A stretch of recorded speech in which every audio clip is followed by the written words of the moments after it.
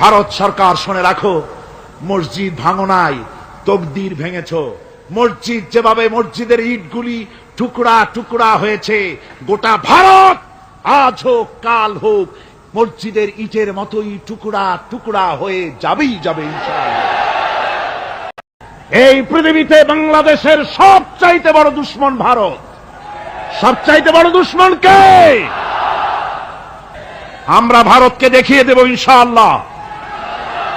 জিহাদের প্রেরণা নিয়ে যদি প্রয়োজন হয়, বাংলাদেশের যুদ্ধ যদি করা লাগে ভারতের সাথে, আর যুদ্ধ করা লাগবে, রাসূলুল্লাহর ওয়াদা। কার ওয়াদা?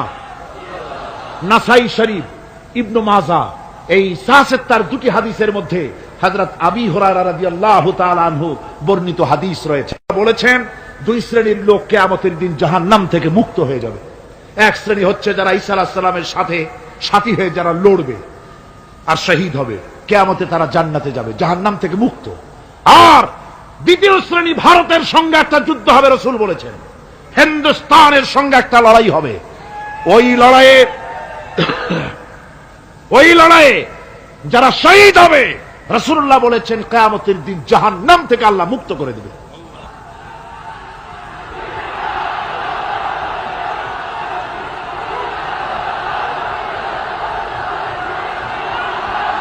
আমার মুসলমান ভাইয়েরা,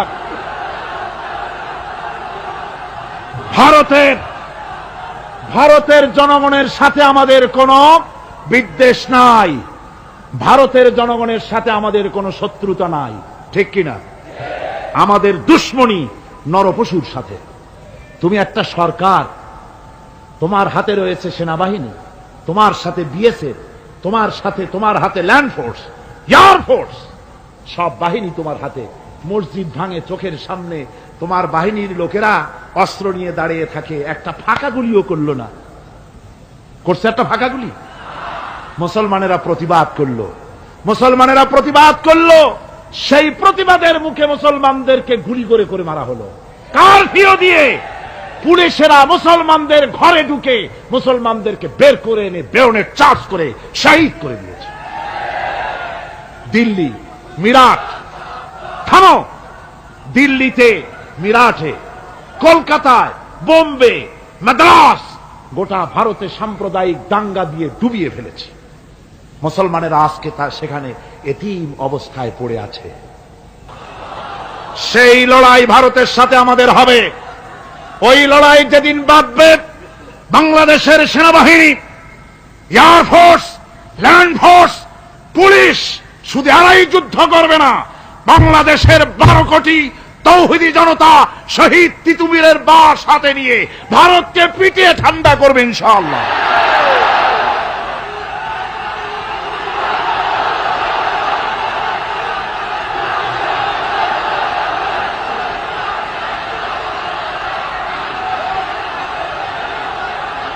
আমার দেশে ভারতের মসজিদ ভাঙার প্রতিবাদে আমাদের দেশে একটা হিন্দুও মরে নাই, কথা ঠিক কিনা কন? কিন্তু ভারতে ভেঙেছে তারা বাবরি মসজিদ, আমার দেশের 15 জন মুসলমান পুলিশের গুলিতে নিহত হয়েছে।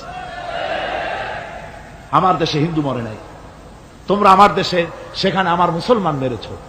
হযরত আব্দুল্লাহ বিন ওমর রাদিয়াল্লাহু তাআলা আনহু বলছেন যে আমি রাসূলের সঙ্গে কাবা শরীফ তাওয়াফ করতেছিলাম, আমি বলতে শুনলাম রাসূল বলছেন, হে কাবা, তোমার কত মর্যাদা, তোমার কত সম্মান, তুমি কত মহান, তোমার কত ইজ্জত।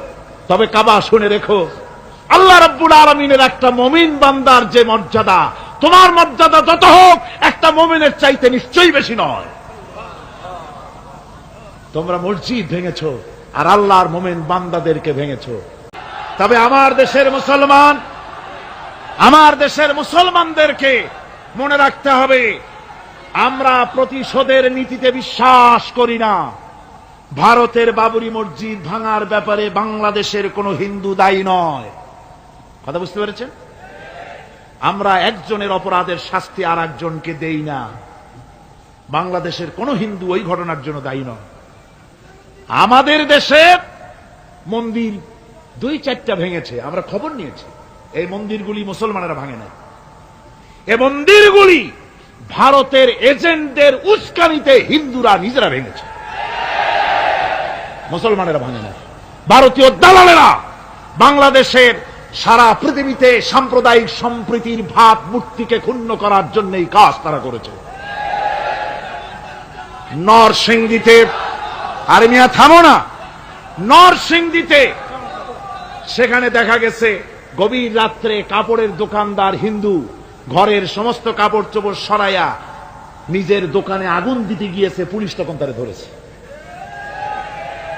ভারতের পা চাটা গোলামেরা হিন্দুদের দিয়ে এই কাজগুলি করাইছে, কোন মুসলমান মন্দির ভাঙে নাই। বাংলাদেশ গোটা বিশ্বের বুকে সাম্প্রদায়িক সম্প্রীতির সহস্র বছরের উজ্জ্বল দৃষ্টান্ত। আলহামদুলিল্লাহ পড়ে। তার কারণ হচ্ছে আল্লাহর নবী বলেছেন সংখ্যালঘু মুসলিম এলাকায়, সংখ্যাগরিষ্ঠ মুসলিম এলাকায় সংখ্যালঘু অমুসলিম যারা, তারা হতেছে পবিত্র আমানত।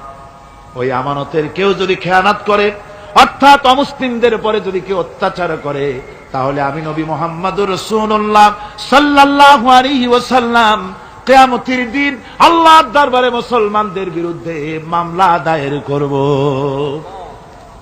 এই জন্য আমরা সবচাইতে পরধর্ম সহিষ্ণু জাত।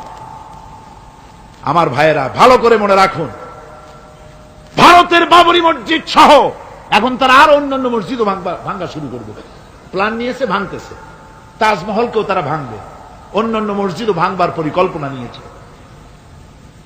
ওরা যদি মসজিদ একটা একটা ভাঙতে ভাঙতে, আল্লাহ না করুন, সবগুলিও যদি ভাঙে, বাংলাদেশের একটা মন্দিরকে আমরা ভাঙতে দেব না। এর নাম ইসলাম। এর নাম কি? ভারতের সাম্প্রদায়িক দাঙ্গা বাঁধিয়ে মুসলমান একটা একটা করে করে সব মুসলমানও যদি তারা মেরে ফেলে দেয়, আল্লাহর কসম, বাংলাদেশের একটা মুসলিমের গায়ে আমরা হাত দিতে দেব না। এর নাম ইসলাম। এর নাম কি? আপনারা যদি কখনো শোনেন যে কোন এলাকার কোন লোক মন্দির ভাঙতে যাচ্ছে অথবা হিন্দুর বাড়ি আক্রমণ করতে যাচ্ছে, সাথে সাথে তাকে ধরে থানায় সোপর্দ করবেন। রাজি আছেন? কারা রাজি? হাত উঁচু করে দেখান। আলহামদুলিল্লাহ, হাত নামান। এই সাম্প্রদায়িক সম্প্রীতি বাংলাদেশে অতীতে ছিল, এখনো থাকবে ইনশাআল্লাহ, ভবিষ্যতেও থাকবে ইনশাআল্লাহ। বলেন ইনশাআল্লাহ। আমাদের শত্রু, আমি বারবার বলছি, হিন্দুরা শত্রু নয়, শত্রু হচ্ছে ভারতীয় এজেন্ট যারা, ভারতের দালাল যারা, ওরা আমাদের দুশমন। ঠিক কিনা?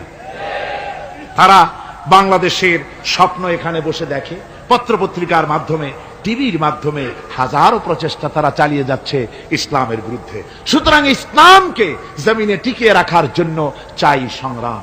তাই আল্লাহ রাব্বুল আলামিন বলেছেন, ওয়াতুজাহিদুনা ফি সাবিলিল্লাহি বিআমওয়ালিকুম ওয়া আনফুসিকুম যালিকুম খায়রুল লাকুম ইন কুনতুম তা'লামুন।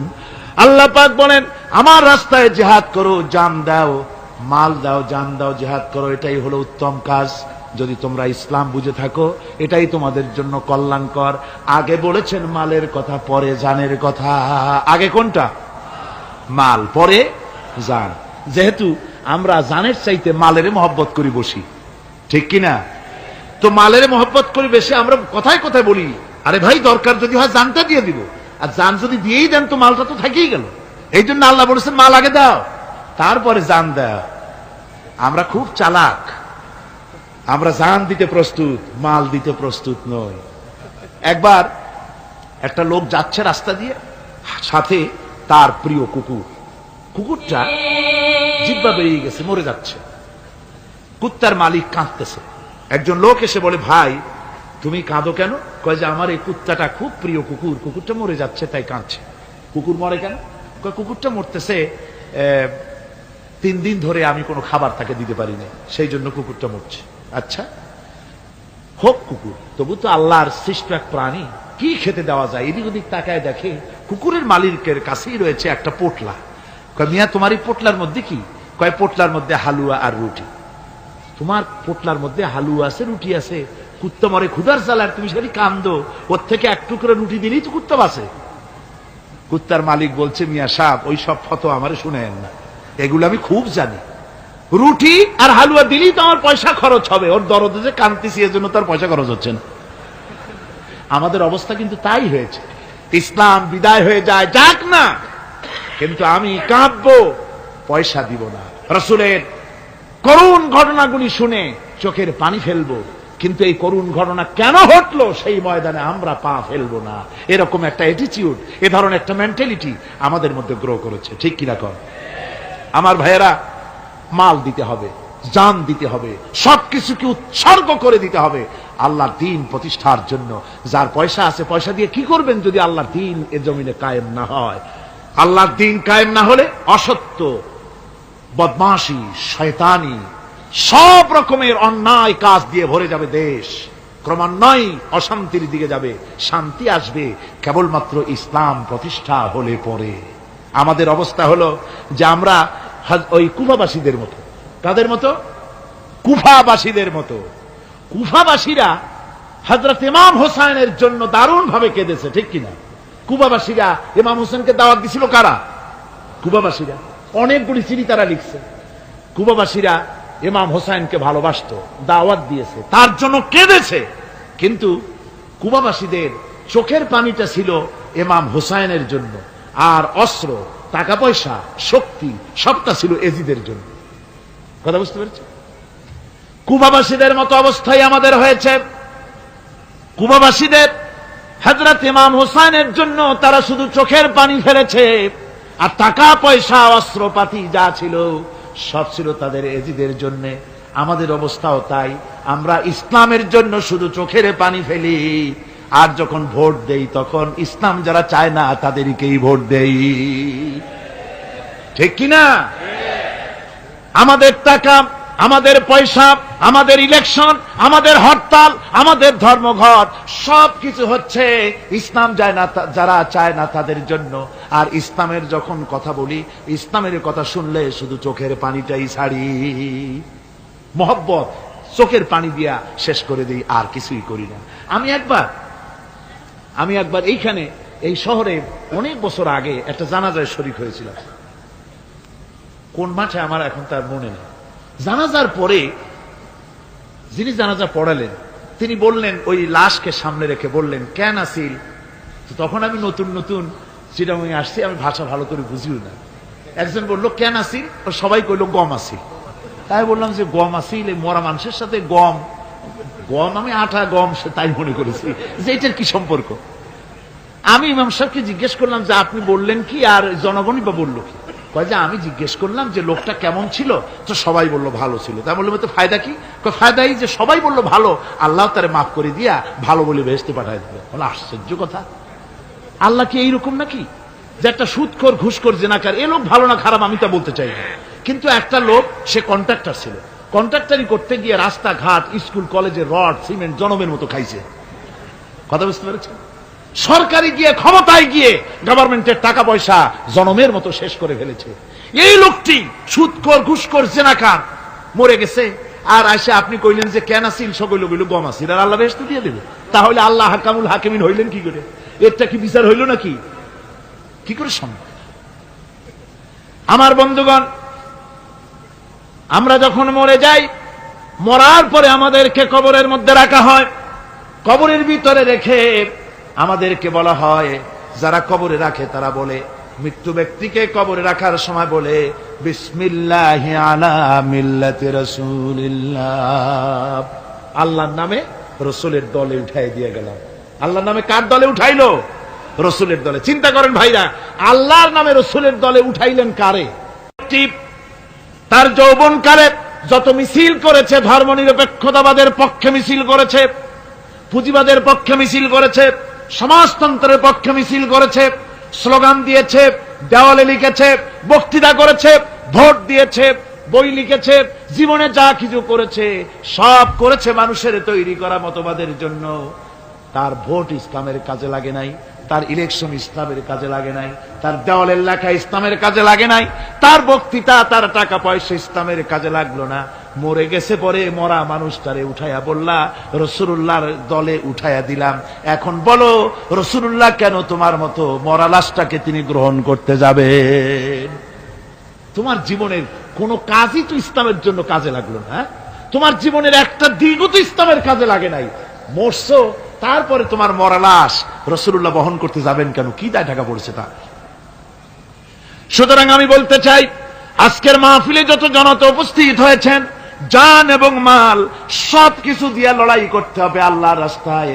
আমার ভোট, আমার ইলেকশন, আমার স্লোগান, আমার বক্তৃতা, আমার টাকা করি খরচ সবকিছু হবে আল্লাহর জন্য।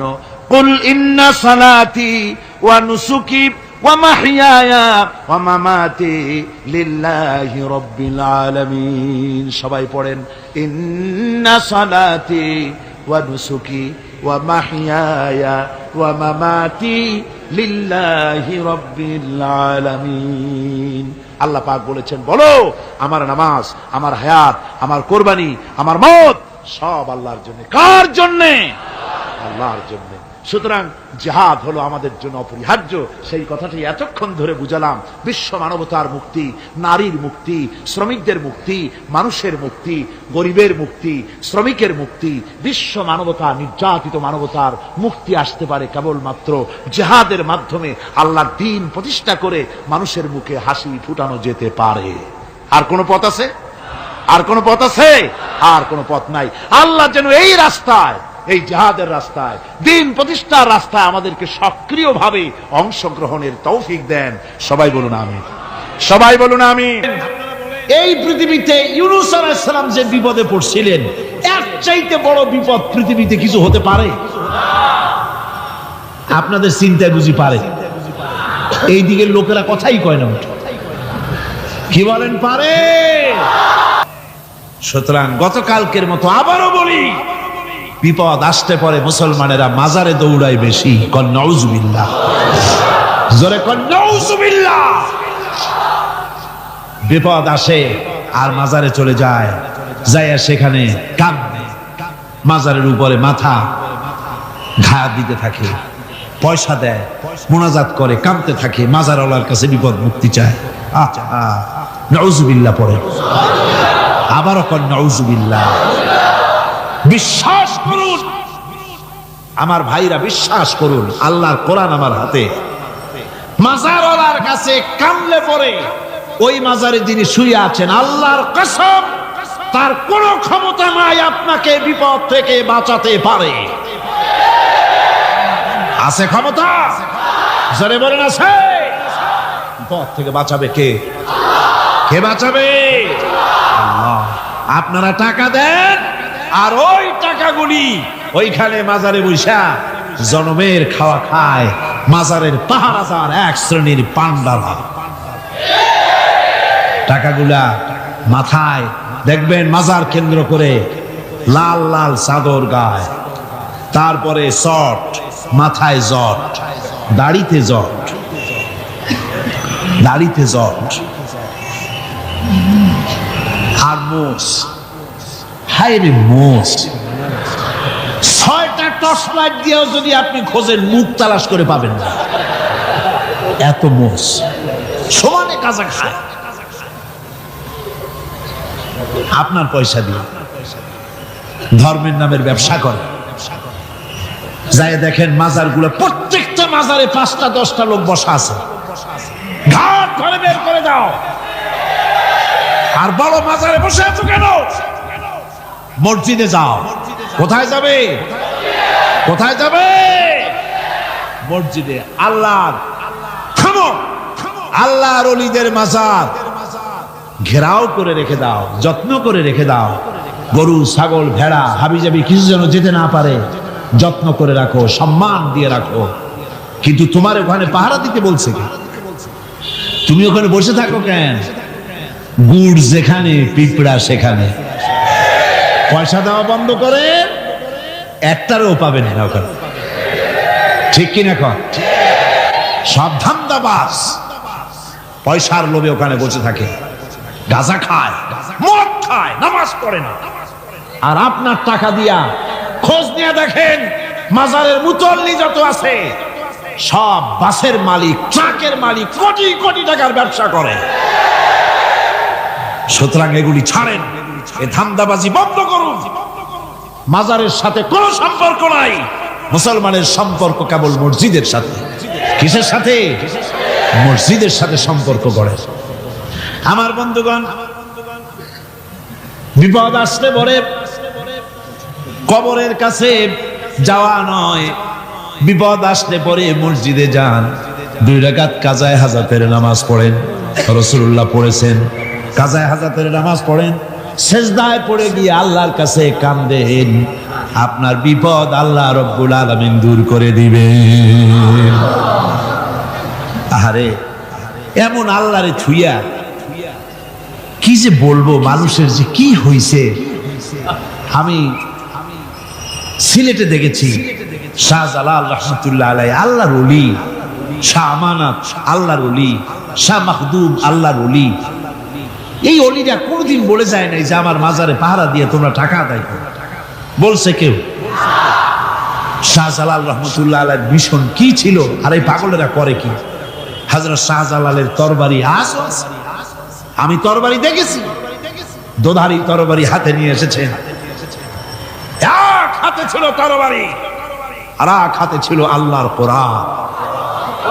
যখন সিলেটে ঢুকলেন, সিলেটে যখন ঢুকলেন, গৌর গোবিন্দ তার সব তিনি আজান দেওয়ালেন। আজান শোনা মাত্র মূর্তিগুলো কাঁপতে লাগলো। গৌর গোবিন্দের কলজা গলার কাছে চলে আসছে, জিজ্ঞেস করছে ব্যাপারটা কি, এরকম হচ্ছে কেন?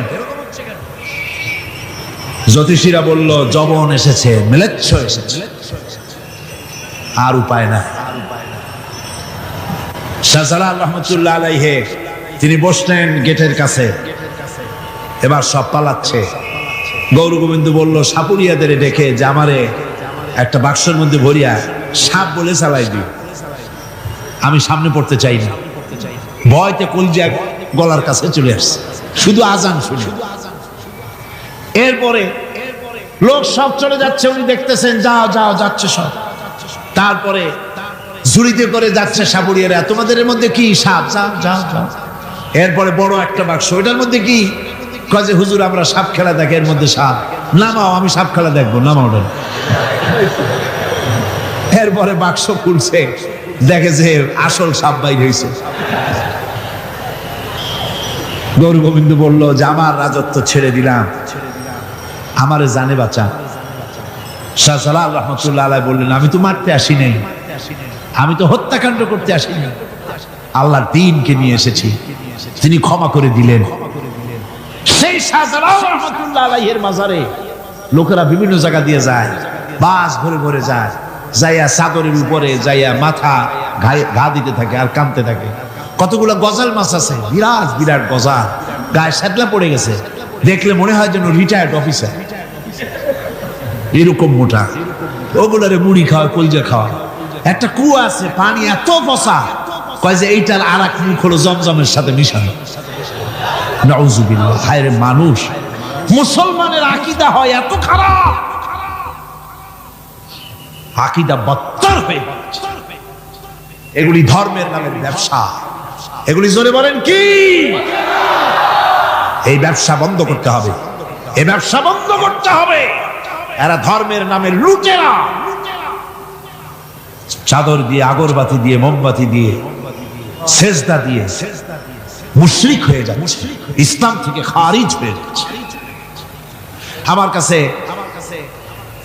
রিপোর্ট এসেছে প্রচন্ড ভিড়ে মানুষের কষ্ট হচ্ছে, তো কি করা যাবে? আমি বললাম ভিড়, আর আপনারা যদি ভিড় দেখতে চান তাহলে তো সব লোক দাঁড়ায় যাবে, আপনাদের তো দেখার দরকার নেই। একটু চেপে চেপে বসেন আর জোরে সোরে জিকির করেন লা ইলাহা ইল্লাল্লাহ, লা ইলাহা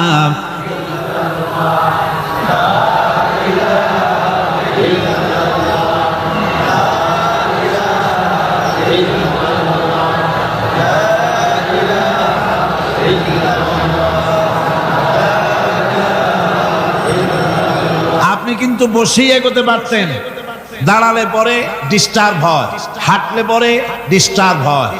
নিজের কপালটারে খারাপ করেন না। এত সুন্দর আল্লাহর কথা শোনা থেকে নিজেকে মাহরুম করতে চেষ্টা করেন না। নিজেও শোনেন, অপরকেও শুনতে দেন। বসেন, মাজা ব্যথা করবে না, আল্লাহ মাজা ব্যথা ভালো বানায় দেবে যত সময় বসবেন। কোন আলহামদুলিল্লাহ। আপনারা বসছেন যে জায়গাটায়, এটা বেহেশতের টুকরা। এটা কি? এটা প্যারেড ময়দান নয়। মাজালিসুল ইলম হিয়া রাউযাতুম মিন রিয়াদিল জান্নাহ। হযরত আলী বলেছেন, যেখানে ইলম চর্চা হয়, কোরআন আলোচনা হয়, হাদিস আলোচনা হয়, সেটা কোনো সাধারণ জায়গা না, সেটা জান্নাতের টুকরা হয়ে যায়। জোরে কোন সুবহানাল্লাহ। কাজী বেহেশত থেকে শয়তানের জন্য বাইর করিয়া না দেয়, সতর্ক থাকেন। শয়তান কি চায়? যে আপনি সারাক্ষণ শোনেন। কি কোন চায়?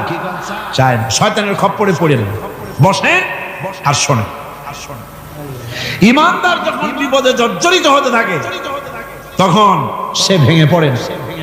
তখন অন্ধকারে, বিপদের অন্ধকার বিদীর্ণ করে আলোর এক প্রভা তার চোখের সামনে উদ্ভাসিত হয়ে ওঠে। সেটা কি? সেটা হলো আল্লাহ রাব্বুল আলামিনের বাণী, ফাইন্না মাআল উসরি ইউসরান, ইন্না মাআল উসরি ইউসরা।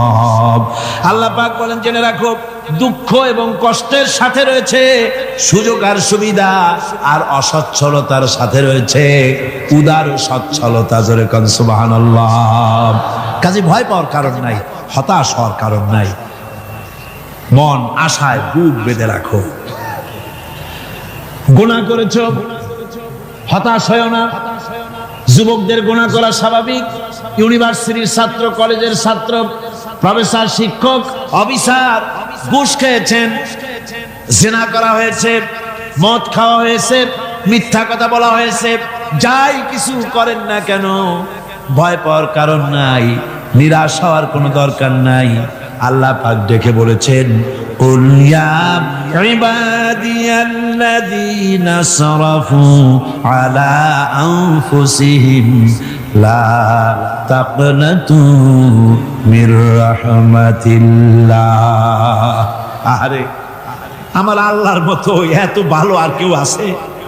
এত দরদ আর কারো আছে? আমার আল্লাহ বলেন, ও নবী, আপনি শোনায় দেন, হে আল্লাহর বান্দারা, তোমরা যারা নিজেদের উপরে বাড়াবাড়ি করেছো, নিজেদের উপরে জুলুম করেছো, অত্যাচার করেছো, আমি আল্লাহর রহমত থেকে নিরাশ হয়ে যেও না। মানুষ যদি অপরাধ করে, বাপের সাথে অপরাধ করেছে, মায়ের সাথে অপরাধ করেছে, মা বাবা সন্তানের চাইতে এত বড় কল্যাণকামী তো আর কেউ নাই, কিন্তু মা বাবা কোনোদিন বলে না, আয় আমার ছেলে, তোরে মাফ করে দেই, এরকম বলে নাকি? মন চায় ছেলে যদি মাপ চাইতো, খুশি হয়ে মাফ করে দিতাম, কিন্তু কেন যে আসে না, ডাকে না যে আয় মাফ করে দেই। মা বাপ আপনাকে এত ভালোবাসে, সেই মা বাপও আপনাকে বলে না যে আয় মাফ করে দেই। আমার আল্লাহ হচ্ছেন এমন আল্লাহ, আল্লাহ রাব্বুল আলামিন ডাকেন, এ বান্দা, খুন করেছিস ফিরে আয়, জিনা করেছিস ফিরে আয়, হত্যা করেছিস ফিরে আয়, চুরি করেছিস ফিরে আয়, কুফরি করেছিস ফিরে আয়, সুদ খেয়েছিস, ঘুষ খেয়েছিস, মদ খেয়েছিস, ফিরে আয়। এসে আমার দরবারে চোখের পানি ফেল, আমার দরবারে কাঁদাকাটি কর। ইন্নাল্লাহা ইয়াগফিরুয যুনুবা জামিআ ইন্নাহু হুয়াল গফুরুর রহিম। আমার দরবারে চোখের পানি ফেলে কাঁদ, আমি রব্বুল আলামিন জিন্দেগীর গুনাহ মাফ করে দেব। সুবহানাল্লাহ কোন, সুবহানাল্লাহ কোন।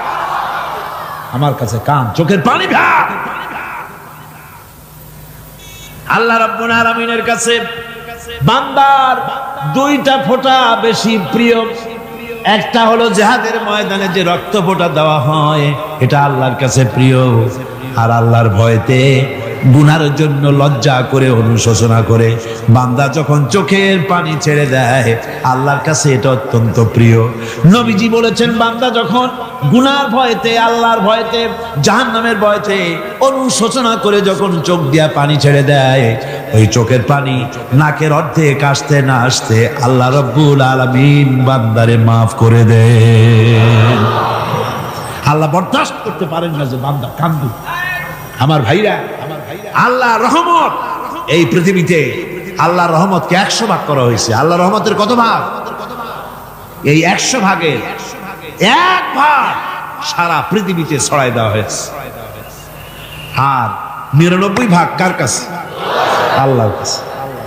একটা ভাগ দুনিয়া ছড়ানো হয়েছে আদম আলাইহিস সালাম থেকে নিয়ে এই পর্যন্ত, এখান থেকে নিয়ে কিয়ামত পর্যন্ত পৃথিবীতে যত মানুষ আসবে, যত প্রাণী আসবে, তাদের মধ্যে প্রাণী জগতেও গাভী তার বাছুরকে ভালোবাসে ঠিক কিনা, হাতি তার বাচ্চাকে ভালোবাসে ঠিক কিনা, মুরগি তার বাচ্চাকে ভালোবাসে কিনা, প্রত্যেক মাই তার সন্তানকে ভালোবাসে মানুষের মতো।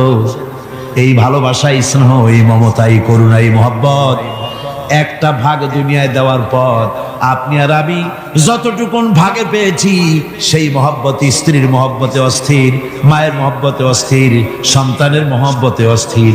এখন চিন্তা করেন, একটা ভাগ সারা পৃথিবীতে বিতরণ করার পর যেটুক পেয়েছি তাতে যদি এত মহব্বত হয়, তাহলে এর 99 ভাগ মহব্বত যে আল্লাহর কাছে জমা আছে, এই বান্দার জন্য তার কত মহব্বত, এই বান্দার জন্য কত করুণা, কত মহব্বত, কত দয়া।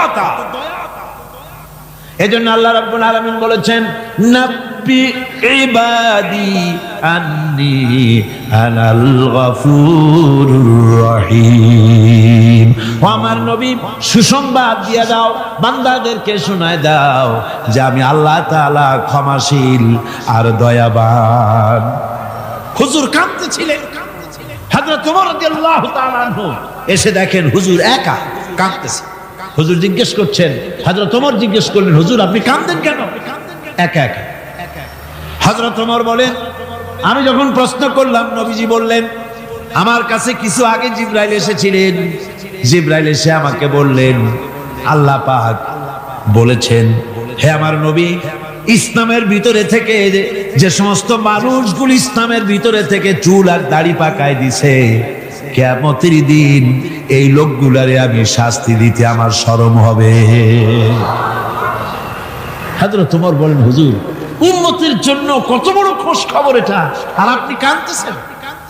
হুজুর বলেন, ওমর তুমি জানো না আমার কান্নার কারণ ভিন্ন। আমার কান্নার কারণ হলো যে আল্লাহ রাব্বুল আলামিন কিয়ামতের দিন দাড়ি চুল পাকা বান্দারে শাস্তি দিতে শরম করবেন। সেই দাড়ি চুল পাকা বান্দাগুলি আল্লাহর সাথে নাফরমানি করতে শরম করে না। আমি এই লজ্জায় কাঁদতেছি। ভাইরা, হুজুর আল্লাহ পাক বলেন, ও আমার নবী, রাতের আধারে যখন একটা বুড়া আমার দরবারে হাত উঁচু করে, একটা বুড়া মানুষ রাতের আধারে যখন আমার দরবারে হাত উঁচু করে আর যখন বলতে থাকে, রব্বুল আলামিন আমার পেছনের জীবনটা বড় খারাপ করেছি, এমন কোন কাজ জীবনে করি নাই যা তোমার কাছে কিছু দাবি করতে পারি, সব রকমের নাফরমানি করেছি, আজ আমি বুড়া হয়ে গেছি, কামাই করতে পারি না, ছেলে আমাকে চোখে দেখতে পারে না, পুত্রবধূ আমাকে ঘরে জায়গা দেয় না, আমার স্ত্রী আমাকে দেখতে পারে না, রোজগার করতে পারি না, হাঁটতে পারি না, চলতে পারি না, সবার কাছে আমি তিতা হয়ে গেছি, আমি দাঁড়াতে পারি না, কোমরে ব্যথা পাই, হাঁটুতে ব্যথা পাই, চলতে পারি না, কানে শুনতে পাই না, চোখে দেখতে পারি না, আর তোমার কাছে কিছু চাইয়া নেব এমন ভালো কাজও করি নাই।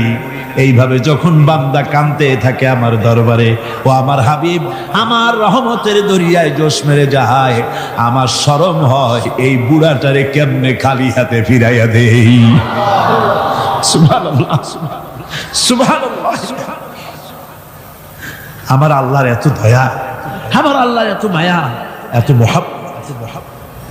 আমার আল্লাহ রাব্বুল আলামিন বলেন, وَإِذَا سَأَلَكَ عِبَادِي عَنِّي فَإِنِّي قَرِيبٌ।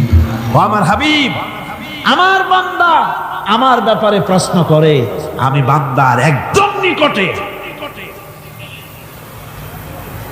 কোরআন শরীফের ভিতরে যত জায়গায় রাসূলকে বলা হয়েছে সুয়ালের কথা, আপনাকে প্রশ্ন করা হয়, আল্লাহ তার জবাব কুল এই কথা বলে জবাব দিয়েছেন। যত জায়গায় সুয়াল এসেছে, যেমন কোরআনে কারীমের মধ্যে আল্লাহ পাক বলেন ওয়ায়াসআলুনাকা আনিল মাহিদ, মেয়েদের হায়েজ সম্পর্কে জিজ্ঞাসা করা হয়, কুল হিয়া আযা, হে নবী আপনি বলুন।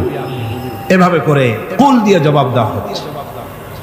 আবার প্রশ্ন করা হচ্ছে ওয়ায়াসআলুনাকা আনিল আনফাল, এই গনিমতের মাল সম্পর্কে হুজুর আপনাকে, হে নবী আপনাকে প্রশ্ন করা হয়। আল্লাহ কুল দিয়া জবাব দিলেন, আল্লাহ বলেন আপনি বলেন। ওয়ায়াসআলুনাকা আনিল খামরি ওয়াল মাইসির, আল্লাহ পাক বলেন নবী আপনারে প্রশ্ন করা হয় কুল ফীহিমা ইসমুন কাবীর, আল্লাহ কুল দিয়া বললেন তুমি বলো। আবার বলা হলো ওয়ায়াসআলুনাকা আনিল আহিল্লা কুল হিয়া মাওয়াকিতু লিন্নাস, নবী আপনাকে প্রশ্ন করা হয় চাঁদের ক্রমবর্ধমান এবং ক্রমহ্রাস, এই যে বাড়ে আর কমে, পূর্ণিমা হয় অমাবস্যা হয়, কেন হয় আপনি বলুন। কুল, আপনি বলেন এটা আমি অক্ত এবং সময়, বছর আর দিন গণনা করার জন্য পৃথিবীবাসীদের জন্য বিনা পয়সায় একটা ক্যালেন্ডার বানাইয়া আকাশে ঝুলাই রেখেছি। এভাবে যত জায়গায় এসেছে আপনাকে প্রশ্ন করা হয়, তত জায়গায় আল্লাহ জবাব দিয়েছেন কুল আপনি বলেন।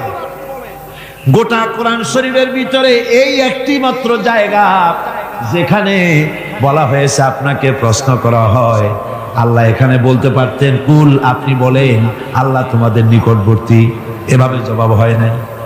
এটা কায়দাটা হলো এই, আল্লাহ বলতেছেন ওয়াইজা সালাকা ইবাদি, ও আমার নবী প্রশ্ন তো আমার বান্দারা আমার ব্যাপারে করেছে, এবার আপনার জবাবের কোনো দরকার নাই, প্রশ্ন আমার ব্যাপারে আমি নিজে জবাব দিয়ে দেই, ফা ইন্নী কারীব। ও বান্দা আমার ব্যাপারে প্রশ্ন করেছিস, জবাব আমি দেই, আমি তোর সবচাইতে বেশি নিকটে। সুবহানাল্লাহ, কত নিকটে? ওয়ানাহানু আকরাবু ইলাইহি মিন হাবলিল ওয়ারিদ, তোর যে রব এই শাহরগের চাইতেও আমি তোর বেশি কাছে। সুবহানাল্লাহ, আমারে ডাক, আমারে ডাক, কলিজা দিয়া ডাক, অন্তর দিয়া ডাক। মনের থেকে মানুষ যদি ডাকে, মুখের ডাক আর মনের ডাক এক জিনিস নয়। দিল সে जो बात निकलती है असर रखती है पर नहीं मगर ताकते परवाज रखती है। দিল থেকে যে কথা বেরোয় তা প্রভাব বিস্তার করে, ডানা নাই কিন্তু ওড়ার ক্ষমতা রাখে।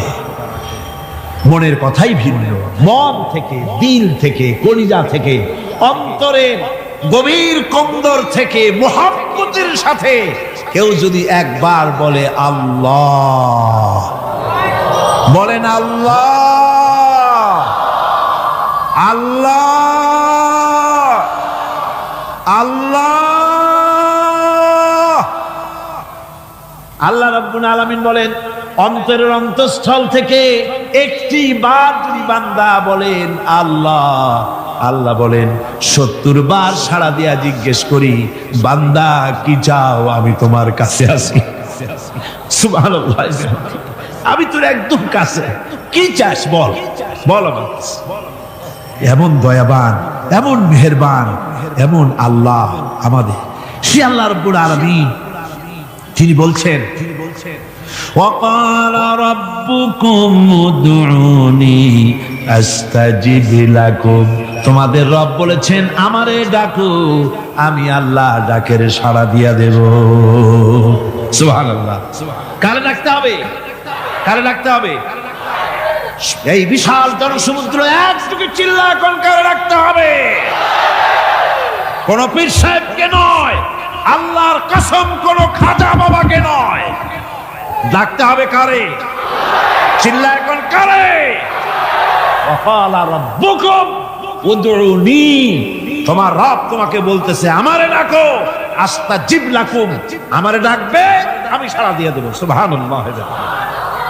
আল্লাহকে ডাকেন, কি চাই আপনার বলেন, কি চাই? আল্লাহর কাছে চান, আল্লাহ দিয়ে দিবে। দেওয়ার জায়গা আল্লাহর কাছে চাইবেন, আল্লাহ দিবেন। দেওয়ার জায়গা, চাওয়ার জায়গা হলো সেজদায় পড়ে যাবেন। আমার ভাইয়েরা, জায়গাটা চিনায় দিলাম। মাজারে যাওয়া লাগবে না, কবরে যাওয়া লাগবে না। 2 রাকাত নামাজ পড়ে সেজদায় পড়ে গিয়া যত বিপদ আছে, মুসিবত আছে, সেজদার মধ্যে চোখের পানি ছেড়ে দেন আর কেন্দে কেন্দে জীবনের কথা বলেন। আল্লাহ রাব্বুল আলামিন আপনার আওয়াজ শুনবেন আর দোয়া কবুল করে নিবেন। কাঁদতে হবে আল্লাহর কাছে। কার কাছে? আল্লাহ। সুম্মা ইস্তাগফিরুল্লাহ, আর এরপরে সে যদি আমি আল্লাহর কাছে ক্ষমা চাই, ইয়াজিদিল্লাহ গাফুরার রহিমা, সে আমি আল্লাহকে গফুর এবং রহিম হিসাবে পাবে। সুবহানাল্লাহ। আল্লাহকে গফুর এবং রহিম হিসাবে পাওয়া যাবে। সব আল্লাহকে বলতে হবে, গুনাহ মাফ চাইতে হবে। এই জন্য হুজুর সাল্লাল্লাহু আলাইহি ওয়াসাল্লাম দৈনিক 100 বার তওবা করতেন। কোন হাদিসে আছে 70 বার, কোন হাদিসে আছে 100 বার তওবা করতেন। নামাজের পরে তো প্রত্যেক নামাজই পড়তেন হুজুর, সালাম ফিরাতেন আর সাথে সাথে বলতেন আল্লাহু আকবার, আস্তাগফিরুল্লাহ, আস্তাগফিরুল্লাহ, আস্তাগফিরুল্লাহ। মনে থাকবে আপনাদের? মনে থাকবে? সালাম ফিরাইয়া কি বলবেন?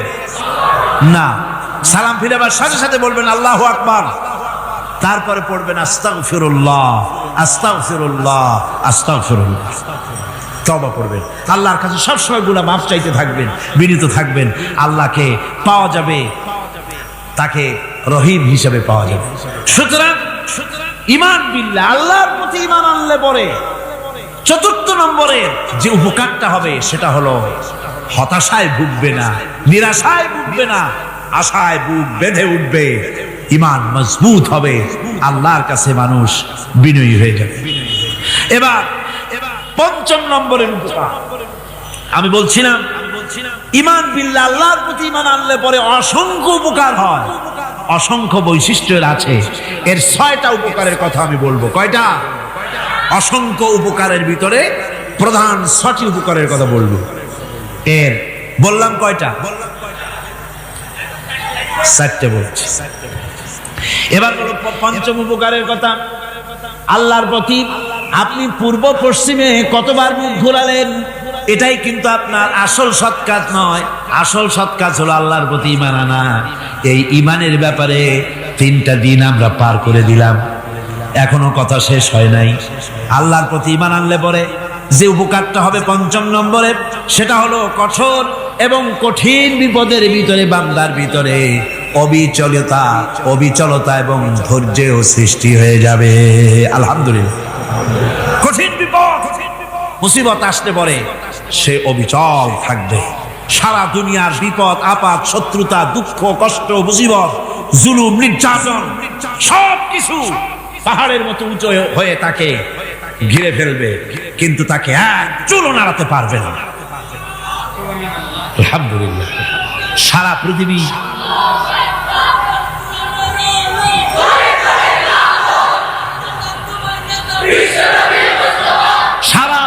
একদিকে আর সে একা একদিকে থাকবে। বিরোধিতা তো হবেই, বিপদ তো আসবেই। কবি বলতেছেন, সাথে জাকা রহা হ্যায় আজল সে তা ইমরোজ, সাথে জাকা রহা হ্যায় আজল সে তা ইমরোজ, চরাগে মুস্তফাবি সে শরারে বুলহাবিস। সে আবহমান কাল থেকে শুরু করে মুস্তাফা সাল্লাল্লাহু আলাইহি ওয়াসাল্লামের দীপ শিখার সাথে আবু জেহেল, আবু লাহাবের অগ্নিস্ফুলিঙ্গের টক্কর লেগেই আছে। রাসূলুল্লাহ আল্লাহর দেওয়া এই বিধান, এই দ্বীনের বাতিটা টিম টিম করে জ্বলেছে। আর গর্কি, টর্নেডো হাজার হাজার মাইল বেগে হ্যারিকেন এসেছে, গর্কি এসেছে, টর্নেডো এসেছে, টাইফুন এসেছে, কিন্তু এই আলো নিবাইতে পারে নাই। সুবহানাল্লাহ।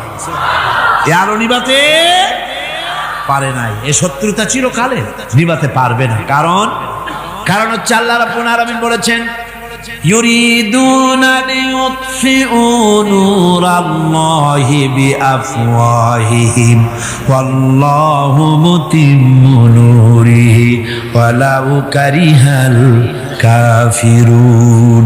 ওরা চায় মুখের ফু দিয়ে আমার আলোকে নিভিয়ে দেবে, কিন্তু আমি আমার আলোকে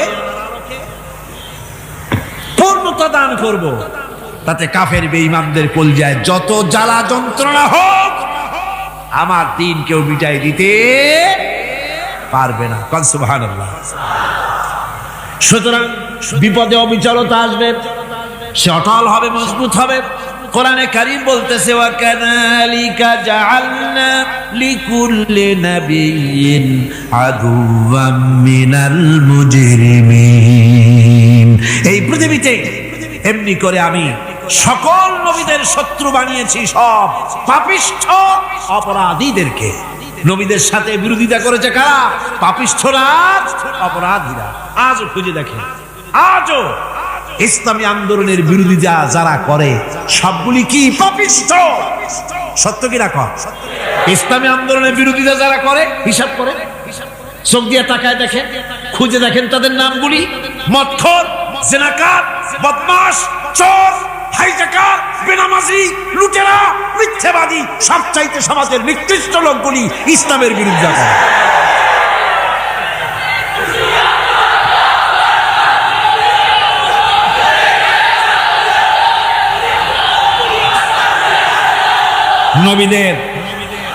নবীদের শত্রু আল্লাহ বলেন, সব যুগে নবীদের সাথে শত্রুতা করেছে পাপিষ্ঠরা। আল্লাহর কথা, কার কথা? সকল যুগে নবীদের সাথে শত্রুতা করেছে পাপিষ্ঠরা, নিকৃষ্ট ধরনের অপরাধীরা।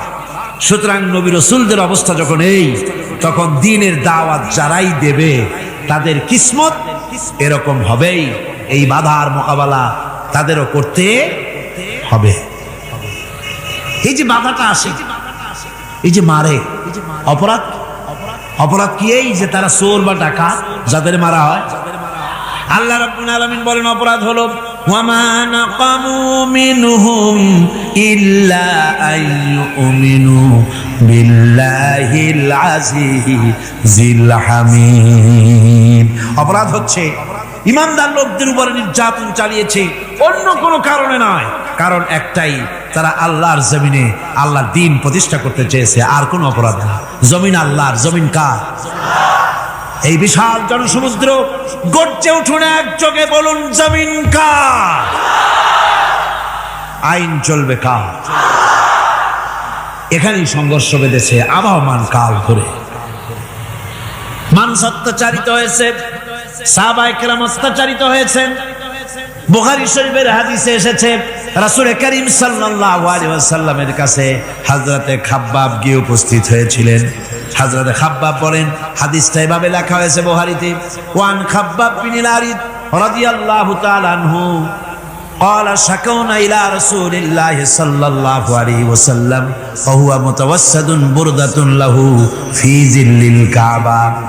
রাসূলুল্লাহর কাছে গেলাম, কাবা শরীফের কাছে গিয়ে দেখি নবীজি একটা চাদর গায়ে দিয়ে তিনি আরাম ফরমাচ্ছিলেন কাবা শরীফের ছায়ায়। সেখানে গিয়ে বললাম, আলা তাস্তানসিরু লানা আলা তাদউ লানা ইয়া রাসূলুল্লাহ, হে আল্লাহর রাসূল, আপনি কি আমাদের জন্য আল্লাহর কাছে দোয়া চাইবেন না? আপনি কি আল্লাহর কাছে আমাদের জন্য সাহায্য চাইবেন না? আমাদের লোকগুলিকে, মুসলমানগুলিকে মারতে মারতে তো শেষ করে ফেলে দিল। তারা আমাদের সুমাইয়াকে মারলো, আমাদের খাব্বাবকে উটের সাথে পায়ের দড়ি লাগায় টানলো, আমাদের খোবায়েবকে তারা আগুনের উপরে চিৎ করে শোয়ায় রাখলো, না খায় রাখতেছে, মারতেছে। কষ্টে তো শেষ হয়ে গেলাম, হুজুর আপনি কি আমাদের জন্য দোয়া করবেন না? হাদিস শরীফে এসেছে, নবীজি উঠে বসলেন সোজা হয়ে। নবীজি বলেন, ও আমার সাহাবী, ও খাব্বাব শোনো, তোমাদের আগে এই পৃথিবীতে যারা দ্বীনের দাওয়াত দিতে এসেছিলেন তাদেরকে সমকালীন রাষ্ট্র শক্তি, সমাজ শক্তি তাদেরকে ধরতো। ফায়ুখাজুর রাজুলু, তাদেরকে তারা ধরতো। ফায়ুহফারু লাহু ফিল আরদ, আর তার জন্য জমিনের ভিতরে কবর বানাইতো। ওই কবর ফায়ুজালু ফিহা, ওই কবরের ভিতরে তাকে কোমর পর্যন্ত গেড়ে দিত। সুম্মা ইউতা বিল মানশার, এরপরে করাত আনতো। ফায়ুদাউ আলা রাসিহি, এরপরে ওই করাত তার মাথার উপরে রাখতো। ফায়ুজালু নিসফাইন, এরপরে করাত দিয়া চিরে জীবিত মানুষটারে দ্বিখণ্ডিত করে ফেলে দিত। মা ইয়াসুদ্দুহু যালিকা আন দীনিহি। ও আমার খাব্বাব, এত কষ্ট দেওয়ার পরেও সেই যুগের কোন মুসলমানকে, দ্বীনের দায়ীদেরকে আল্লাহর দ্বীন থেকে এক চুলো তারা সরাই দিতে পারে নাই, এক চুলো সরাতে পারে নাই।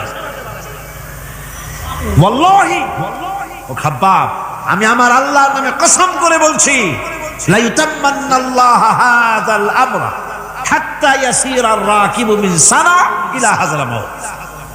আমি কসম করে বলি, আল্লাহ রাব্বুল আলামিনের এই সানা থেকে হাজারামত পর্যন্ত লোকেরা যাতায়াত করবে, সুন্দরী রমণীরা গমন করবে, সদাকারেরা যাতায়াত করবে, টাকা নিয়া পয়সা নিয়া যাতায়াত করবে।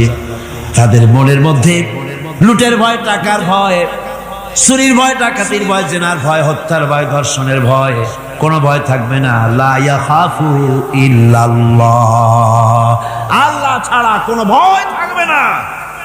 এমন একটা সমাজ, এমন একটা সময় আসবে। ওয়ালাকিন্নাকুম তাস্তাজিলুন, অথচ খুব তাড়াহুড়ো তোমরা করতেছো। তাড়াহুড়ো করো না, সময় আসবে ইনশাআল্লাহ। আর সে সময় আসছিল মদিনায়, আসে নাই? আসে নাই?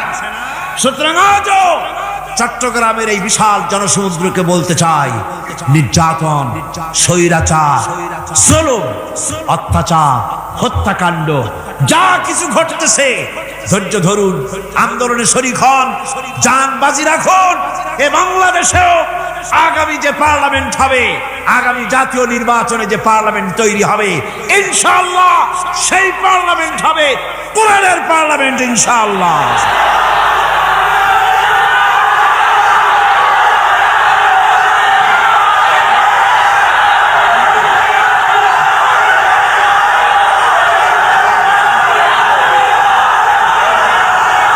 আমার ভাইয়েরা, আমার বন্ধুগণ, কঠিন বিপদে অবিচলতা এবং ধৈর্যের দৃষ্টান্ত রেখে গেছেন আম্বিয়া আলাইহিমুস সালাম। সুবহানাল্লাহ।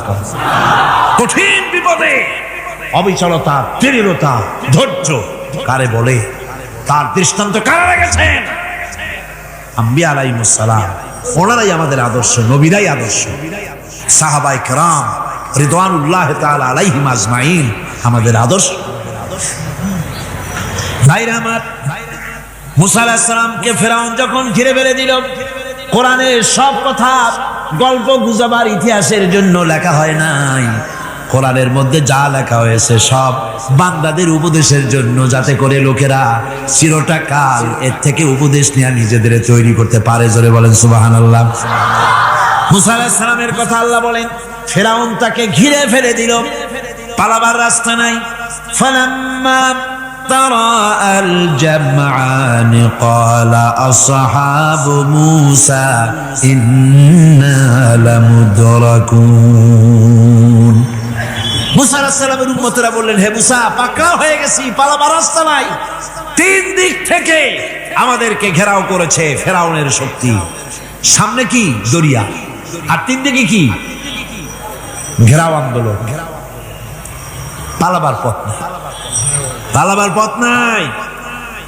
সারাশি আক্রমণ, ঘেরাও আন্দোলন। এই যে ঘেরাও টেরাও তো আজকে নতুন নাই, ঘেরাও আসছে অনেক আগের থেকে। আসলে কথা বুঝতে পারছি। মাইক না থাকলে আমি কি করবো কন? আজকে এরকম হচ্ছে কেন? আগামীকাল ঠিক হবে ইনশাআল্লাহ, রাগ করেন না। গান হচ্ছে, বসেন বসেন। শয়তান ঢুকছে মাইকের মধ্যে। অনেক সময় হয় কি, মাইকের হাই পাওয়ারের যে মেশিন আছে, এর ভিতরে ইথার থেকে রেডিওর ওই গানগুলি ওর মধ্যে ঢুকে পড়ে। কথা বুঝতে পেরেছেন? এই জন্য শয়তান তো আর বসে থাকে না, ওরও তো কিছু করার আছে। ধৈর্য ধরেন, ধৈর্য ধরেন। কালকে অপারেটরদেরকে মাওলানা শামসুদ্দিন সাহেবের কাছে অনুরোধ করবো, অপারেটর একটু ভালো করে হেদায়েত করে দেবেন। মাইকে আজকে আমার নিজেরও কষ্ট হচ্ছে, আমিও বুঝতে পারছি না যে আমার কথাগুলি কি আওয়াজে বেরোচ্ছে, যার জন্য আমাকে বেশি চিল্লাইতে হচ্ছে। বক্তাকে কি লাউডে তার কথা বেরোচ্ছে তা তার কানে আসতে হয়, তাহলে বোঝা যায় যে আমার কথাগুলি কিভাবে বেরোচ্ছে। এটা এই অবস্থায় সিচুয়েশন আজকে নাই, এবং লোকেরাও মাইকের ব্যাপারে আজকে অভিযোগ করেছে যা বিগত 16 বছরে করে নাই। সেটের ব্যাপারে কোথাও কোনো অসুবিধা হয়েছে? মাইকটা ভালো, এবং মাইক যারা দেন প্রতি বছর খেদমত করে, আল্লাহ তাদের প্রতি রহম করুন, সবাই বলেন আমিন। এদেরকে রাগ করে পথে পাই আবার মারধর করেন না। সিলেটের যে তাফসীর মাহফিল হয়, বিগত 19 বছর তাফসীর করেছি একটানা, এবার 20 বছর পুরো হবে ইনশাআল্লাহ। সিলেটে একটানা 20 বছর তাফসীর করতেছি সেখানে। তো মাইক, একটা লোক বিনা পয়সায় মাইক দেয়, মাইকের ভাড়া সে নেয় না, তাফসীরের মাহফিলের মাইকের ভাড়া নেয় না। যে বছর এরশাদ সরকার আমাকে প্লেন থেকে নামতে দিল না, আপনাদের মনে আছে? সিলেট থেকে ফিরাই দিল। এই খবরটা মাইকম্যান যখন শুনেছে যে আমাকে নামতে দেয় নাই, ফিরাই দেওয়া হয়েছে, সাথে সাথে স্ট্রোক করেছে, হার্ট ফেল করে দুনিয়া থেকে বিদায় হয়ে গেছে। সিলেটে তাফসীর হতে পারবে না এই কথা সে বরদাস্ত করতে পারে না। আমি কেঁদেছি আর দোয়া করেছি, আল্লাহ কোরআনের মহব্বতে লোকটার এই অবস্থা হলো, তোমার জান্নাত তুমি দয়া করে তাকে দান করে দিও। কাজে কোনো ব্যবসায়ী চায় না যে তার ব্যবসাটা খারাপ হোক, লোকেরা মন্দ বলুক। এ মাইকের ব্যাপারে আপনারা আজকে রাগারাগ করেন না, যা হয়েছে কালকে ভালো হবে ইনশাআল্লাহ। সবাই বলেন ইনশাআল্লাহ। এখন চলেন আমরা ফেরাউনের অবস্থা দেখি গিয়া কি করতেছে ফেরাউন। মুসা আলাইহিস সালামকে ঘেরাও করে ফেলেছে, পালাবার উপায় নাই। একদিকে দরিয়া, তিন দিকে ফেরাউনের শক্তি। এই যে ঘেরাও টেরাও মানে নতুন তো না, ধর্মঘট নতুন না, এ পুরানা জিনিস। এই পৃথিবীতে সর্বপ্রথম ধর্মঘট কিসের উপরে হয়েছে জানেন? এই পৃথিবীর প্রথম ধর্মঘট হয়েছে পেঁয়াজ, রসুন আর ডাইলের উপরে। মুসা আলাইহিস সালামের জামানায় লান নাসবিরা আলা তাআমিন ওয়াহিদ, আমরা এক রকমের খাদ্য আর খাবো না, আমাদের পেঁয়াজ দেওয়া লাগবে, ডাল দেওয়া লাগবে, রসুন দেওয়া লাগবে। সর্বপ্রথম ধর্মঘট হয় মুসা আলাইহিস সালামের জামানায়, সেখান থেকে শুরু হয়েছে। কিন্তু মশাল মিছিল যে আসলো কই থেকে, এইটা আমি খুঁজে পাইনি। পরে প্রত্যেকটা জিনিসের একটু ইতিহাস আছে, আমি খুঁজতে খুঁজতে পেলাম। আমি জানি না এর ইতিহাস মূলে কোথায়, কিন্তু আমি যতদূর খুঁজে পাইছি সেটা হলো মশাল মিছিলের আবিষ্কার হয়েছে লঙ্কায় রাবণের সময়। হনুমানের লেজে আগুন দিয়া তারপরে লঙ্কা কাণ্ড ঘষালো, নামই আছে লঙ্কা কাণ্ড। হনুমানেরা লেজে আগুন দিয়ে রাবণ যে লঙ্কায় মশাল মিছিল করেছিল হনুমানরে দিয়া, ওই হনুমানের ওই সিস্টেমটা এখনো আমাদের দেশে চালু আছে। এইটা আসলে কোন ভদ্রলোকের এই মিছিল হওয়া উচিত না। আগুন নিয়ে কিসের মিছিল? আগুন হলো জাহান্নামের প্রতীক। আগুন কিসের প্রতীক? জাহান্নামের প্রতীক। যদিও আমাদের উপকারে লাগে, কাজে লাগে। সুতরাং আমরা যা করব, প্রত্যেকটা জিনিসের পেছনে সুন্নতে নববীর কোনো না কিছু থাকতে হবে। কথা বুঝতে পেরেছেন? তিন দিক থেকে ঘেরাও হয়ে গেছে, পালাবার কোনো রাস্তা। হযরতে মুসা আলাইহিস সালামের কাছে উম্মতেরা বললেন, পালাবার তো কোনো পথ নাই, এখন উপায়টা কি? আমাদের তো আর উপায় নাই। মুসা আলাইহিস সালাম দেখেন বিপদে পড়ে গেছেন, কিন্তু ধৈর্য হারান নাই, ভয় পান নাই। ভয় পাইছিলেন? ভয় পেয়েছেন? প্রশ্নই ওঠে না। মুসা আলাইহিস সালাম, আল্লাহ পাক যাদেরকে বলেছেন উলুল আযম রাসূল, যাদের বলেছেন তার মধ্যে হযরত মুসা একজন উলুল আযম পয়গম্বর। চারটি গাড়ি কথা না, আল্লাহ কথা বলছেন তার সাথে, কালিমুল্লাহ তিনি। সুবহানাল্লাহ। মুসা আলাইহিস সালাম শোনালেন, কাল্লা ইন্না মাইয়া রাব্বি সায়াহদিন। কখনো নয়, আমার উম্মতেরা ভয় পেও না, আমার রব অবশ্যই আমাকে পথ দেখাবে। সুবহানাল্লাহ। তিন দিক থেকে শত্রু, একদিকে দরিয়া, পালাবার কোনো রাস্তা নাই। সেখানে দৃঢ়তার সাথে তিনি বলছেন, অবশ্যই আমার আল্লাহ আমারে পথ দেখাবে। সুবহানাল্লাহ। নবীরা এই দৃঢ়তা দেখিয়েছেন, অবিচলতা দেখাইছেন। আল্লাহ পাক মুসা আলাইহিস সালাম যখন এই দৃঢ়তা দেখালেন, এই অবিচলতা দেখালেন, সঙ্গে সঙ্গে জিবরাইল এসে হাজির হয়ে গেলেন। আল্লাহ পাক বলেন, ফাআওহাইনা ইলা মূসা আন আদরিব বিআসাকাল বাহরা ফানফালাকা ফাকানা কুল্লু ফিরকিন কাত্তাউদিল আযীম। মুসা আলাইহিস সালামকে আমি ওহী নাযিল করলাম, তাকে বললাম হাতে যে লাঠি আছে এই লাঠি দিয়ে আঘাত করো দরিয়ার উপরে। দরিয়ার উপরে আঘাত করলেন, একটা রাস্তা হয় নাই, 12টা রাস্তা তৈরি হয়ে গেল। আর দেওয়ালগুলা পাহাড়ের মতো উঁচা হয়ে গেল। দরিয়ার ভিতরে পাহাড়ের মতো উঁচা, মজবুত 12টা রাস্তা। এবার মুসা আলাইহিস সালাম তার দলবল নিয়ে চললেন। আল্লাহ রাব্বুল আলামিন বলেন, وأنجينا موسى ومن معه أجمعين। মুসা এবং তার সাথী সঙ্গীদেরকে আমি পার করে দিলাম।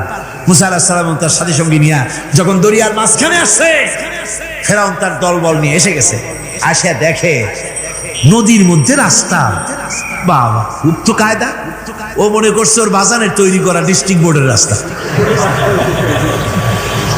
ওর লোকজন নিয়ে নেমে গেছে দরিয়ার ভিতরে, ও আসছে মাঝখানে।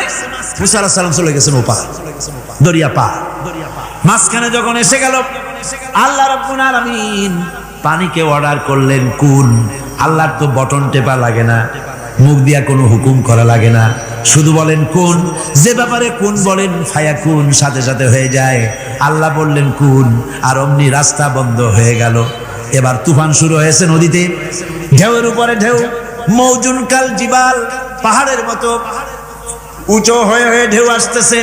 দলবল ঘোড়া আর অস্ত্রপাতি যা ছিল সব মরিয়া শেষ। এবার ফেরাউন একা উপরে ওঠে আর নিচে নামে, পানি খেতে খেতে পেটের কাম সারা।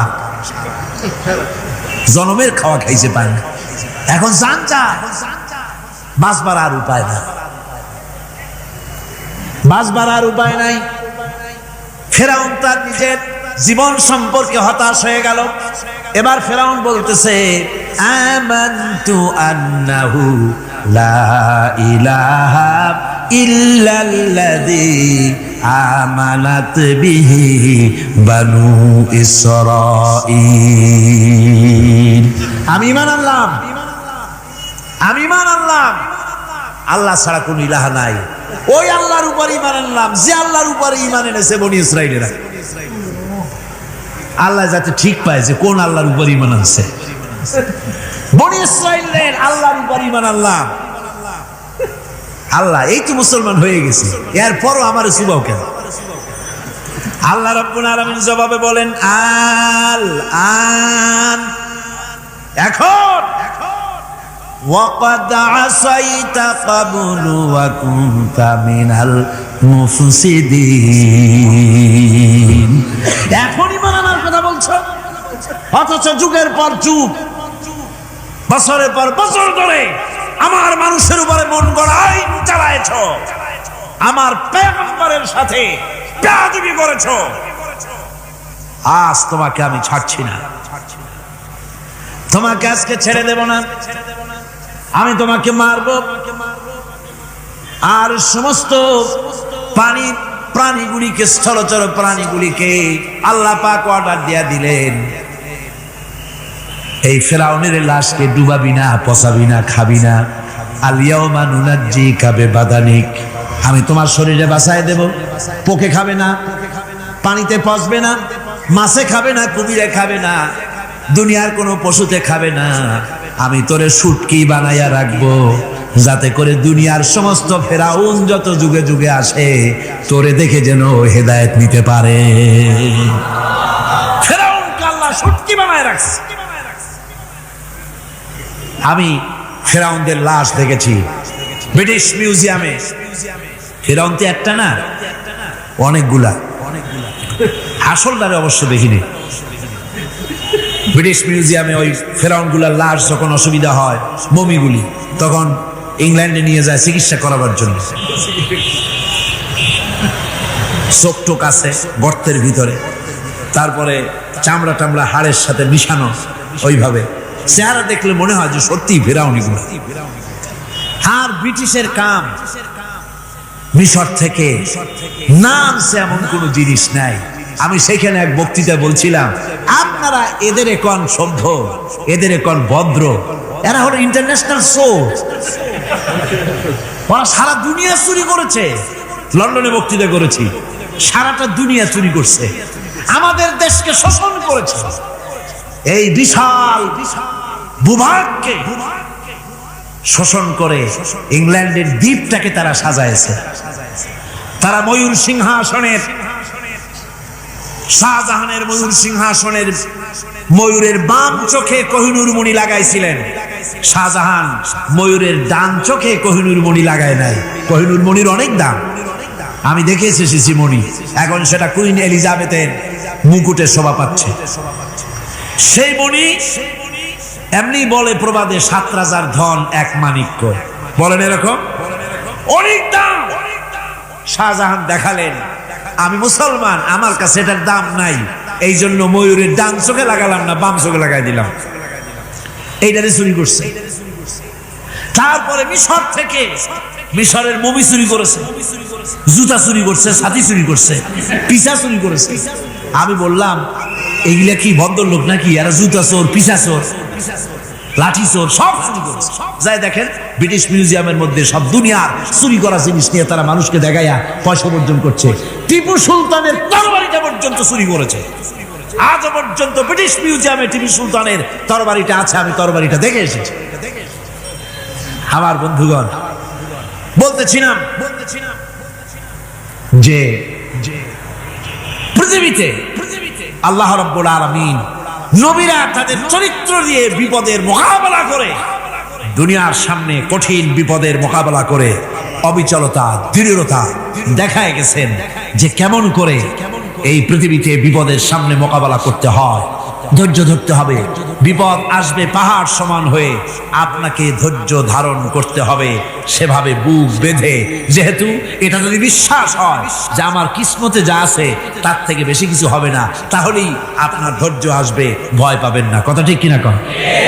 এবারে হযরত হুদ আলাইহিস সালাম সম্পর্কে আল্লাহ রাব্বুল আলামিন বলেন, হযরতে হুদকে যখন ষড়যন্ত্র হলো, কাফির বেঈমানেরা তাকে মেরে ফেলার জন্য যখন সরকারি ষড়যন্ত্রে লিপ্ত হয়ে গেল, হযরতে হুদ সমাজের এই চ্যালেঞ্জের মোকাবেলা করলেন।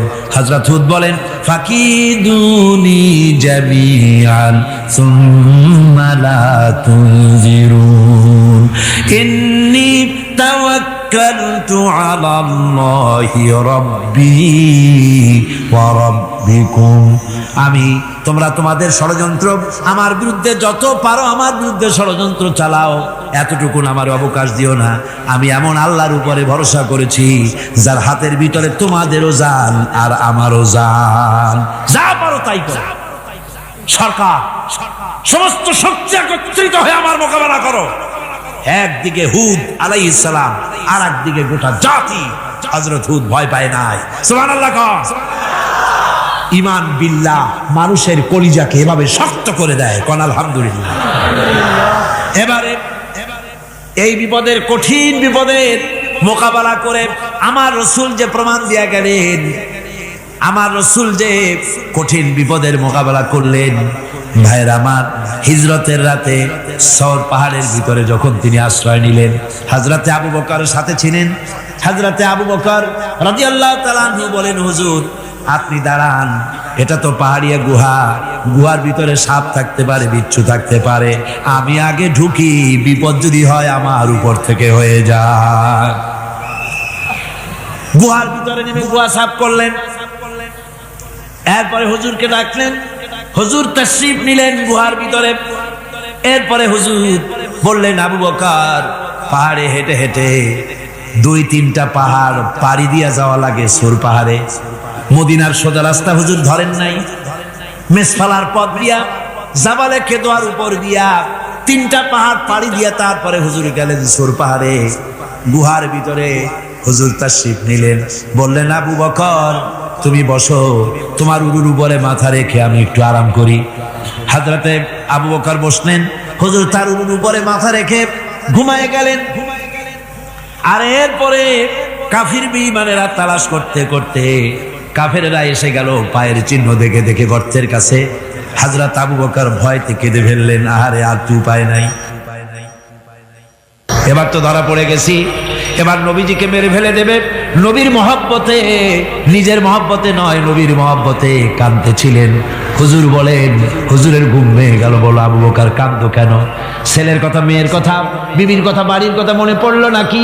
হযরত আবু বকর বলেন, ইয়া রাসূলুল্লাহ, আল্লাহর কসম করে বলি যেদিন ঈমান এনেছি এই কলিজার ভিতরে মা বাপ, স্ত্রী, পুত্র, পরিজন, এমনকি আমার নিজের জীবনের চাইতে আপনারে বেশি ভালোবাসি।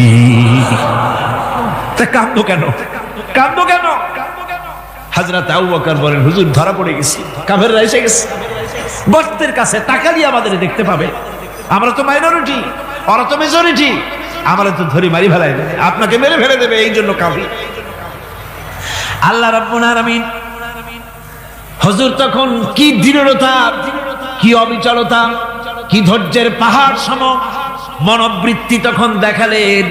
আল্লাহ কোরআন শরীফে চিরকাল যাতে মানুষেরা হেদায়েত নিতে পারে সেজন্য হুজুরের কথা উঠায় দিলেন কোরআনে। আল্লাহ পাক বলেন, ইযহুমা ফিল গার ইয ইয়াকুলু লিসাহিবিহি লা তাহজান ইন্নাল্লাহা মা'ানা। ও বন্ধু, ভয় পেও না, আল্লাহ আমাদের সাথে আছেন। সুবহানাল্লাহ। আল্লাহ আমাদের সাথে আছেন, আমরা মাইনরিটি নই, আমরাই মেজরিটি। আল্লাহ আছে আমার সাথে, ভয় পাওয়ার কোনো কারণ নাই। সুবহানাল্লাহ। আল্লাহ পাক বলেন, فأنزلallahu sakinatahu alayhi wa ayyadahu bijunudin lam tarawha। আমি এদের অন্তরের ভিতরে আমি শান্তি নাজিল করে দিলাম, প্রশান্তি দিয়া দিলাম, আর আমি সাহায্য করলাম, আর এমন সব সৈন্য পাঠায় দিলাম যে সৈন্যগুলি তোমরা দেখতে পাও নাই। সুবহানাল্লাহ ওয়া বিহামদিহি। ভাইরা আমার, রাসূল করিম সাল্লাল্লাহু আলাইহি সাল্লাম এই বিপদের মাঝে, চরম বিপদের মাঝে অবিচলতা, দৃঢ়তা, কঠিন আত্মনির্ভরতা দেখিয়েছেন। এগুলি হলো ঈমানের পঞ্চম নম্বরের উপকারিতা। আল্লাহর প্রতি ঈমান আনলে এভাবে পাহাড় সম ঈমান মজবুত হয়ে যায়। জেলের পরোয়া করি না, ফাঁসির পরোয়া করি না, শহীদ হওয়ার পরোয়া করি না, মেরে ফেলে দেবে, উড়ায় দেবে, হত্যা করবে, পরোয়া করি না। পরোয়া করি কেবলমাত্র কাকে? জোরে বলেন কারে? এইরকম মুসলমান হাজার হাজার লাখ লাখ দরকার নাই, 313 জন যথেষ্ট। কয়জন যথেষ্ট? 313 জন যথেষ্ট। বদরে যারা জান দিয়ে, মাল দিয়ে দ্বীনকে প্রতিষ্ঠিত করেছিলেন, এরকম 313 জনই যথেষ্ট ছিল আল্লাহর দ্বীনকে কায়েম করার জন্য। যদি রক্ত দেওয়া লাগে তাহলে এই বিশাল জনসমুদ্রকে প্রশ্ন করি, ভয় পাবেন? রক্ত দিতে পারবেন? যদি জেলে যাওয়া লাগে যেতে পারবেন? যদি শহীদ হতে হয় তাও কি পারবেন? এই দৃঢ়তা, এই অবিচলতা, এই ঈমান, এই ধৈর্য শিক্ষা দেয়, এই উপকার করে ঈমান বিল্লাহ। আল্লাহর প্রতি ঈমান আনলে এভাবে পাহাড়ের মতো শক্ত হয়ে যায় কলিজা। কোন আলহামদুলিল্লাহ।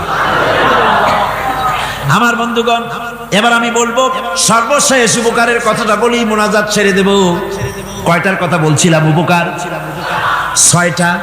ছয়টা উপকারের কথা বলেছি। অনেকগুলি বৈশিষ্ট্য, অনেকগুলি উপকারের মধ্যে আল্লাহর প্রতি ঈমানের 6টা উপকারের কথা 5টা বলা হয়ে গেছে। এবার 6ষ্ঠ নম্বর এবং শেষ নম্বর, এটা হচ্ছে আল্লাহর প্রতি ঈমান আনলে পরে তার দ্বারা সবচাইতে বেশি ফায়দা পায় সমাজ এবং রাষ্ট্র। কোন আলহামদুলিল্লাহ, কোন আলহামদুলিল্লাহ। আল্লাহর প্রতি ঈমানের দ্বারা নৈতিক সংশোধন হয় এবং রাষ্ট্র আর সমাজ সবচাইতে বেশি উপকৃত হয়। কারণ হলো ইমানদার ব্যক্তি আল্লাহর প্রতি যে ঈমান এনেছে তার মনের মধ্যে ধারণা এটা হয়, আমার কোনো কাজ তো গোপন থাকে না। ইন্নাল্লাহা লা ইয়াখফা আলাইহি শাইউন ফিল আরদি ওয়ালা ফিস সামা। আল্লাহর কাছে গোপন বলতে কিছু নাই, আকাশেও নাই, জমিনেও নাই, কোনো কিছু গোপন নাই। সুতরাং আমি যা করি সব আল্লাহ দেখেন এবং শোনেন। এমনকি মানুষ যে কল্পনা করে সে কল্পনাও আল্লাহ টের পায় না, নাকি টের পায় কিনা?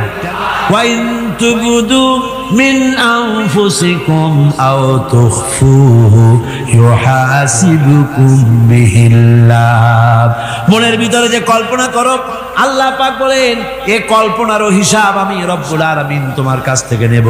ফায়ুআযযিবু মান ইয়াশাউ, যারে খুশি শাস্তি দেব আর যারে খুশি আমি মাফ করে দেব। জোরে বলেন সুবহানাল্লাহ।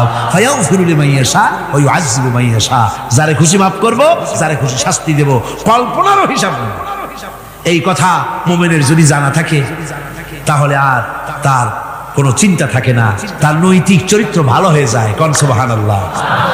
মোনাজাতের কথা শুনিয়া গতকাল বলছিলাম যে মোনাজাতের কথা শুনিয়া যারা হাঁটে, আমি বুঝি না, আমার বুঝে আসে না যে এটা কেমন ধরনের নৈতিকতা। আপনি আপনার বিবেককে কি বুঝান? এই বিশাল জনসমুদ্র নিয়ে আল্লাহর কাছে হাত তুলবো, দোয়া করব, মোনাজাত করব, এই লোভ সম্বরণ করেন কি করে? আশ্চর্য কথা, আশ্চর্য কথা।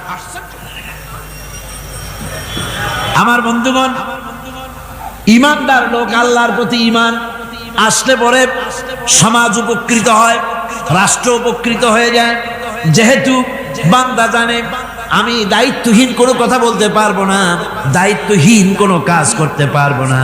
আল্লাহ পাক বলেছেন, মা ইয়ালফিযু মিন কাউলিন ইল্লা লাদাইহি রাকীবুন আতীদ। বান্দা এমন কোনো কথা বলে না যে কথা আমার ফেরেশতারা রেকর্ড করে না রাখে। কাজী মুমিন ব্যক্তি আল্লাহর ভয়তে দায়িত্বহীন কথা বলবে না। নির্বাচন আসলে পরে রাস্তা সোনা দিয়ে বান্ধায় দেব, এই করব সেই করব, না খাইয়া কেউ মরবেন না। আসে না নির্বাচনের সময় সেরাগালি বদনারা মঞ্চে দাঁড়িয়ে কত বড় বক্তৃতা করে, ভাইয়ের আমার, বোনের আমার, এবার আমার বোতল মার্কা বাক্স, আপনারা আমাকে ভোট দিয়ে দেশ এবং জাতির আরেকবার 12:30 বাজাইবার সুযোগ দিন। এবার ক্ষমতায় গেলে কেউ না খাইয়া মরবেন না, কিন্তু কি খাইয়া মরবে তাও বলেন।